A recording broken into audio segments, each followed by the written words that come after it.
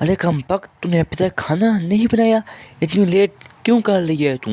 ہمارے پیٹ میں چوہے دوڑ رہے ہیں، ابھی تک تُو نے کھانا نہیں بنایا۔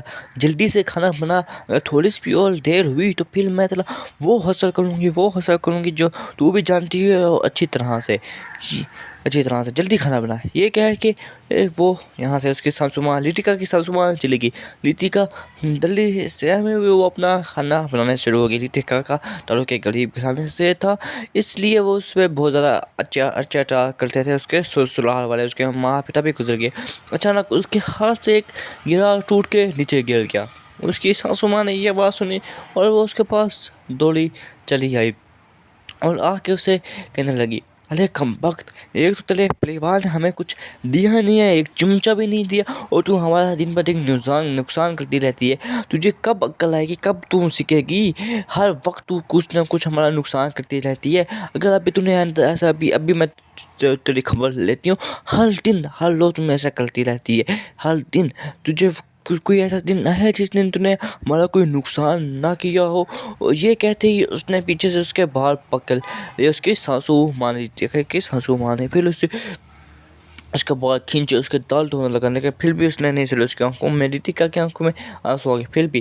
پھر وہ تھالی تھی کانچ جو نیچے ٹوٹ پڑی تھی، پھر اس کے ہاتھ پہ لگ گیا ہے کانچ۔ پھر اس کی 7 سالہ بیٹی وہ چپ چاپ کھڑی ہو کے دیکھ رہی تھی۔ وہ کچھ کہہ پاتی اس سے پہلے ہی اس کی جو ساسو ماں ہے وہ پھر آ گئی اور آ کے کہنے لگی کہ تم ابھی تک یہاں پر کام کر رہی ہو، تمہیں شرم نہیں آتی؟ میں نے تمہیں کہا بھی ہے، میں کھانا چاہیے، تم ابھی تک کام کر رہی ہو۔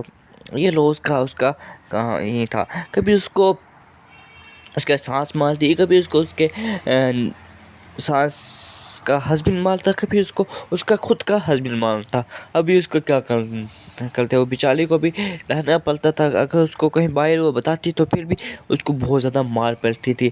ابھی وہ اپنے آنسو پوچھ کے اس کے سامنے اپنے ہسبینڈ کے سامنے لگ دیا، اور پھر ہسبینڈ کہنے لگا کہ تم نے آج روٹیاں پھر سے سلی ہوئی پکائی ہیں، ہر روز تم یہی کرتی ہو۔ پھر لیٹکا نے کہا، نہیں، بس وہ میرا ہاتھ پہ چوٹ لگی تھی، اس لیے میں نے آپ کو روٹیاں سلی تھوڑی سی جل گئی ہیں، اتنی تو نہیں جلی، آپ کھا لیں۔ ابھی وہ بیچارے کیا کرتے، ابھی اس کے پتا بھی اس کو اس کے ہسبینڈ میں اس کو سنا رہے تھے، اور وہ بیچاری اس کی بیٹی وہ چپ چاپ دیکھ کے سن رہی تھی۔ پھر ایک دن وہ اس کی لیٹکا کی بیٹی اور اس کی ایک دوست تھی، وہ کھیل رہے تھے کھلے میدان میں۔ وہ ایک دم پھر آوازیں آنے لگی چلانے کی، کیسے کہ کوئی دو گھر والے ایک ہسبینڈ اور وائف پھر سے لڑ رہے تھے۔ پھر وہ ڈر گئی۔ پھر لیٹکا کی دوست نے کہا، تم کیوں ڈر لی ہو؟ پھر لیٹکا کی بیٹی نے کہا کہ وہ پیچھے آوازیں آ رہی ہیں، ڈر گئی۔ پھر اگلے پارٹ کے سبسکرائب